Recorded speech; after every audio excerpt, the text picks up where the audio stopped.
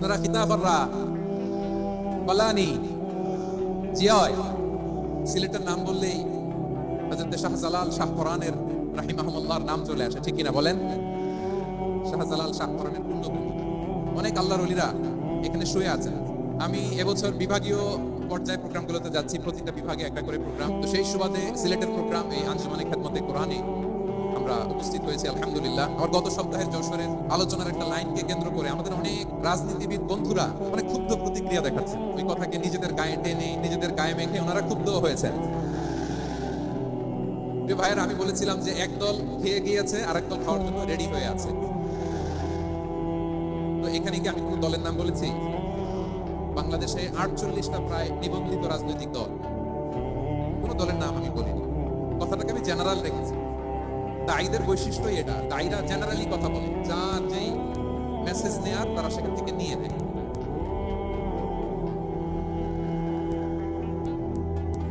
কোন দল এটা নিয়ে কোনো কথা বললো না। আপনারা এটাকে নিজের গায়ে যে মাখালেন, এটা ঠিক হয়নি। আমি বলবো যে এটা খুবই অনভিপ্রেত হয়েছে। কোন দলকে টার্গেট করে বা কোন দলের পক্ষে আমরা কখনো কথা বলি না। আমরা কোরআনের পক্ষে কথা বলি, ইসলামের পক্ষে কথা বলি, ঠিক কিনা বলেন? সো একটা জেনারেল কথাকে যদি আমার রাজনীতিবিদ বন্ধুরা নিজেদের গায়ে মাখেন, ক্ষুব্ধ প্রতিক্রিয়া জানান, এতে করে সাধারণ জনগণের কাছে একটা নেগেটিভ মেসেজ যাবে ওনাদের ব্যাপারে। এটা হোক আমরা চাই না।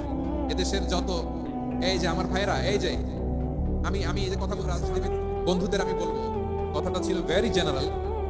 এটা নিজেদের গায়ে মাখানোর কোনো দরকার নাই। আমরা এই যে এক্সিস্টিং যে রাজনৈতিক চর্চা, এটা থেকে আমরা বেরিয়ে আসতে চাই।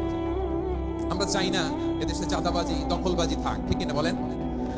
এদেশে কোনো দুর্নীতি থাক, টেন্ডারবাজি থাক, এগুলো আমরা চাই। আই হেট পলিটিক্স একটা জেনারেশন আছে, বেশিরভাগ জেনজি অফ সিলেট, এরা আই হেট পলিটিক্স জেনারেশন। এরা পলিটিক্সকে পছন্দ করে না। কেন করে না? এর দায়ভার আমাদের আছে না নাই? আছে। এবং আমরা দেখেছি ক্ষমতার পালাবদল যখন হয়, এক সরকার যায় আরেক সরকার আসে, তখন দুর্নীতির ফিরিস্তি আমরা জানতে পারি, এর আগে জানতে পারি না। প্রতিটা দলের ভেতরই আমরা এই বাজে চর্চাটা দেখেছি। তো এখন আমাদেরকে শুধরে নেওয়ার সময় এসেছে। এটা এই সুন্দর সময়, নতুন প্রভাতের বাংলাদেশ, নতুন ভোরের বাংলাদেশ, এই সময় আমরা কাদা ছোড়াছুড়ি যেন না করি।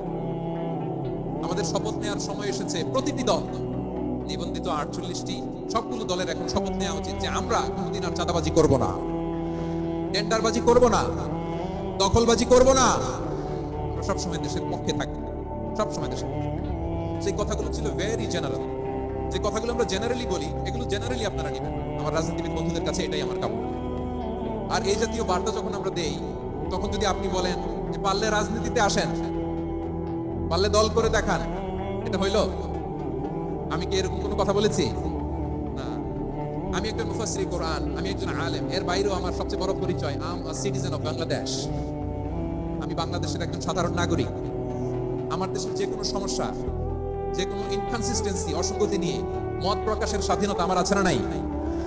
আপনারাই তো বাক স্বাধীনতার কথা বলেন, ফ্রিডম অফ স্পিচের কথা বলেন, বাক স্বাধীনতার কথা বলেন। আপনারাই যদি আবার কোনো মন্তব্যের কারণে বলেন যে রাজনীতির মাঠে আসেন, দল করেন, দেখি কতটুকু পারেন, এটা ঠিক হবে না। তাই প্রিয় ভাইরা, আসুন আমরা দল মত নির্বিশেষে কাঁধে কাঁধ মিলিয়ে সোনার বাংলাদেশ গড়ি, দুর্নীতিমুক্ত বাংলাদেশ গড়ি। যে বাংলাদেশের জন্য রক্ত দিয়েছে আবু সাইদ, যে নতুন ভোরের বাংলাদেশের জন্য রক্ত দিয়েছে মুখ ভরা, যে নতুন বাংলাদেশের জন্য রক্ত ছড়িয়েছে 24-এর যে গণ অভ্যুত্থানের প্রত্যেকটি শহীদের আওয়াজ করে বলেন ঠিক কিনা? আল্লাহ তাআলা আমার দেশকে তুমি নিরাপদ করো, শান্তিময় করো। আমরা যেন স্বাধীন সার্বভৌম বাংলাদেশে মাথা উঁচু করে বিশ্ব দরবারে দাঁড়াতে পারি। আল্লাহ তুমি তৌফিক দান করো।